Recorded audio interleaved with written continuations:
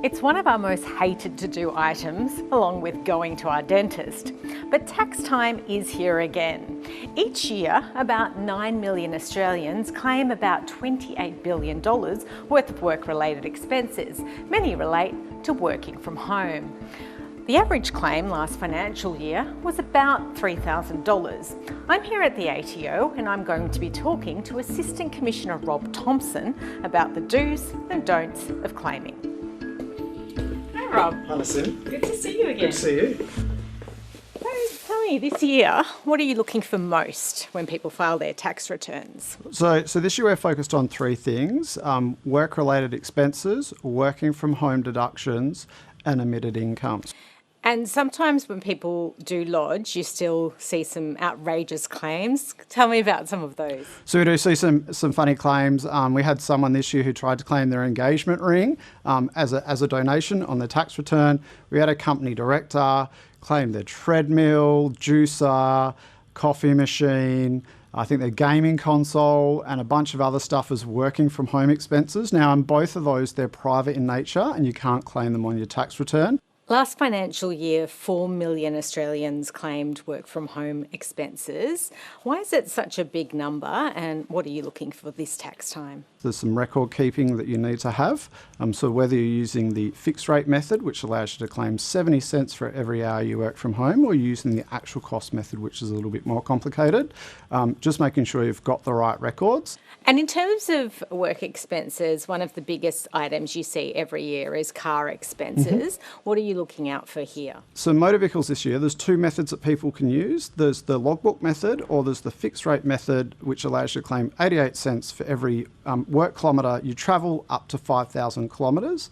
Now, that's an all-inclusive method, so that includes all your motor vehicle expenses, including rego and insurance. But what we do see is people still claiming those expenses separately on the tax return. So just no double dipping there, making sure that they don't claim them separately if they're using that method. 1.7 million individual investors claimed rental deductions. What are you looking for here? One of the main areas we continue to see mistakes being made is with respect to loans. So people will be using a mixed loan. So they'll take out a loan, they'll use part of it for their investment property and part of it for a private purpose, such as going on a holiday, buying a car.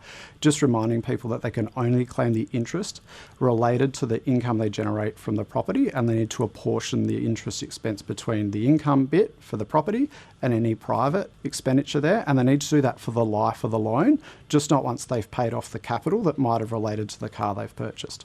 And again, are you seeing any really outrageous claims in the rental space? Well, we do see some.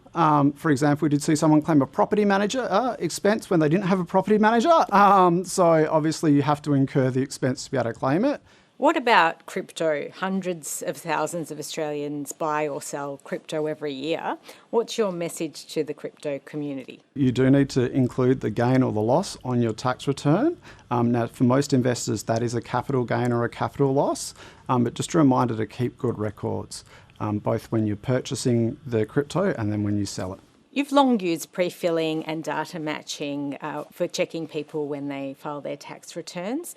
Just tell me a little bit about the discrepancies you're seeing. So last year we pre-filled about 111 million bits of information into people's tax return for them to help them get it right the first time they lodged.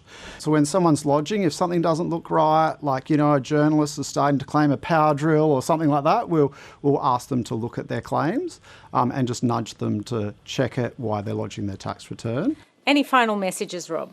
Not lodge too early. Wait until the end of July to lodge a tax return. We'll have pre-filled a lot of information into your return for you. Makes it easier to get it right the first time. Thanks for your tax time tips, Rob. Thanks, Nassim.